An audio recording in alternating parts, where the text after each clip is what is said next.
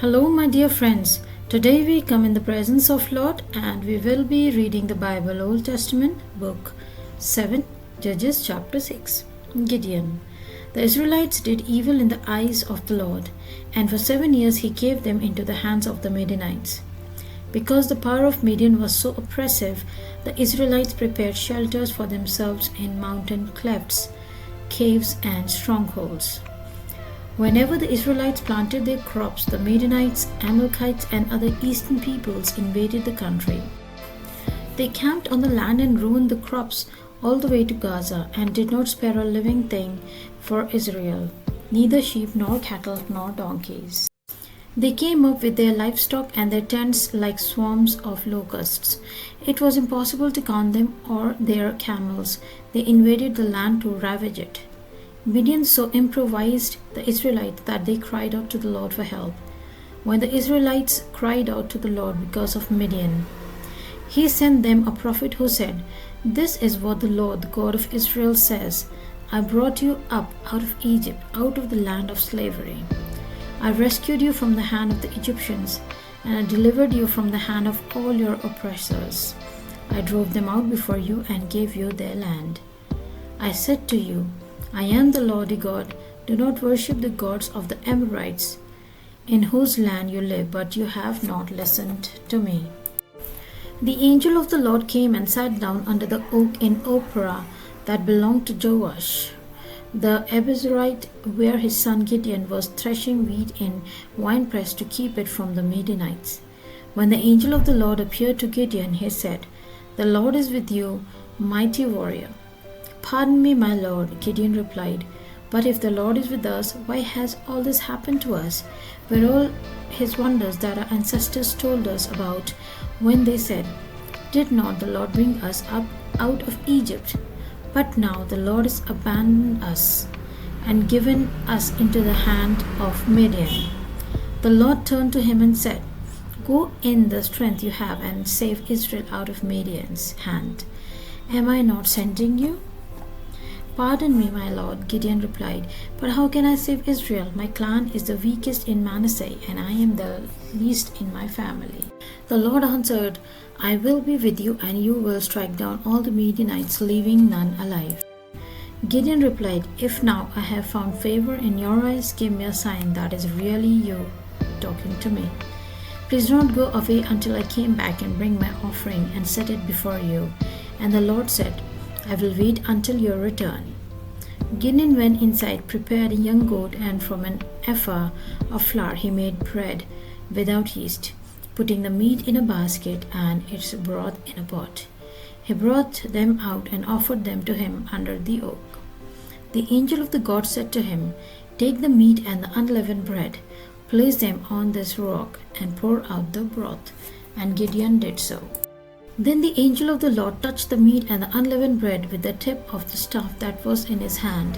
Fire flared from the rock, consuming the meat and the bread, and the angel of the Lord disappeared. When Gideon realized that it was the angel of the Lord, he exclaimed, "Alas, sovereign Lord, I have seen the angel of the Lord face to face." But the Lord said to him, "Peace, do not be afraid, you are not going to die." So Gideon built an altar to the Lord there and called it, "The Lord is Peace." To this day it stands in Ophrah of the Abiezrites. That same night the Lord said to him, "Take the second bull from your father's herd, the one 7 years old. Tear down your father's altar to Baal and cut down the Asherah pole beside it. Then build a proper kind of altar to the Lord your God on the top of this height. Using the wood of Asherah pole that you cut down, offer the second bull as a burnt offering." So Gideon took 10 of his servants and did as the Lord told him. But because he was afraid of his family and the townspeople, he did it at night rather than in the daytime. In the morning, when the people of the town got up, there was Baal's altar demolished with the Asherah pole beside it, cut down, and the second bull sacrificed on the newly built altar.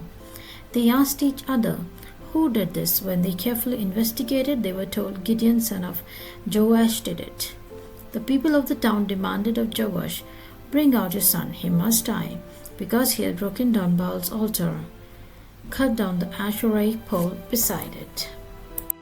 But Joshua replied to the hostile crowd around him, "Are you going to plead Baal's cause?